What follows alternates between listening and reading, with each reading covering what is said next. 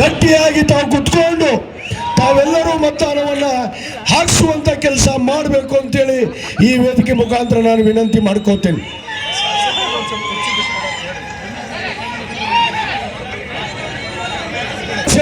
ಸನ್ಮಾನ್ಯ ಮುಚ್ಚೈ ಮೇಟಿ ಸಾಹೇಬ್ರ ಅವಧಿ ಇತ್ತು.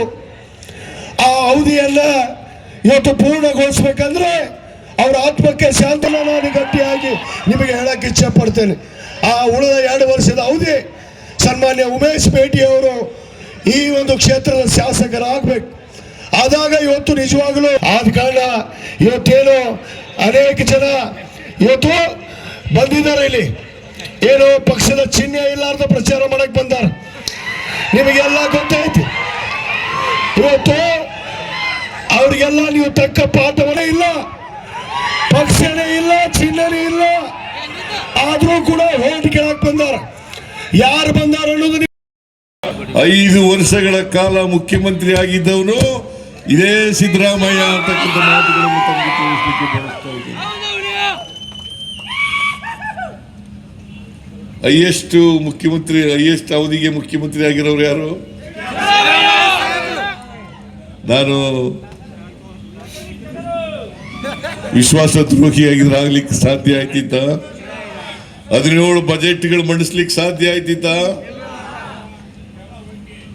ದಯಮಾಡಿ 9ನೇ ತಾರೀಕು ತಾವೆಲ್ಲ ಮತಗಟ್ಟೆಗೆ ಹೋಗ್ಬೇಕು. ಇವ್ರ ನಂಬರು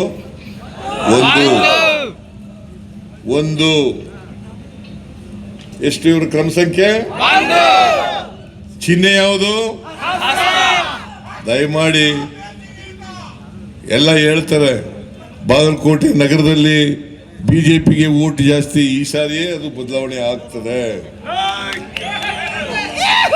ಈ ಸಾರಿ ಬದಲಾವಣೆ ಆಗ್ತದೆ. 100 ಉಮೇಶ್ ಮೇಟಿ ಅವರು ಗೆದ್ದೇ ಗೆಲ್ತಾರೆ ಅಂತಕ್ಕಂಥ ಮಾತುಗಳನ್ನು ತಿಳಿಸ್ತಾ ಇದ್ದೇನೆ. ಅದರಿಂದ ಉಮೇಶ್ ಮೇಟಿ ಅವರಿಗೆ ಆಶೀರ್ವಾದ ಮಾಡಿ ನೀವೆಲ್ಲ ವೋಟ್ ಹಾಕಿ ಗೆಲ್ಲಿಸ್ಕೊಡ್ಬೇಕು. HY ಮೇಟಿ ಅವರ ಆತ್ಮಕ್ಕೆ ಶಾಂತಿಯನ್ನು ತರ್ತಕ್ಕಂಥ ಪ್ರಯತ್ನವನ್ನು ಮಾಡಬೇಕು. ಆ ಮೂಲಕ ಶ್ರದ್ಧಾಂಜಲಿಯನ್ನು ಅರ್ಪಿಸ್ತಕ್ಕಂಥ ಕೆಲಸವನ್ನು ಮಾಡಿ ಅಂತ ಹೇಳಿ ನಿಮಗೆಲ್ಲ ನಮಸ್ಕಾರ ಮಾಡಿ ನನ್ನ ಮಾತುಗಳನ್ನು ಮುಗಿಸ್ತೇನೆ. ಜೈ ಹಿಂದ್, ಜೈ ಕರ್ನಾಟಕ.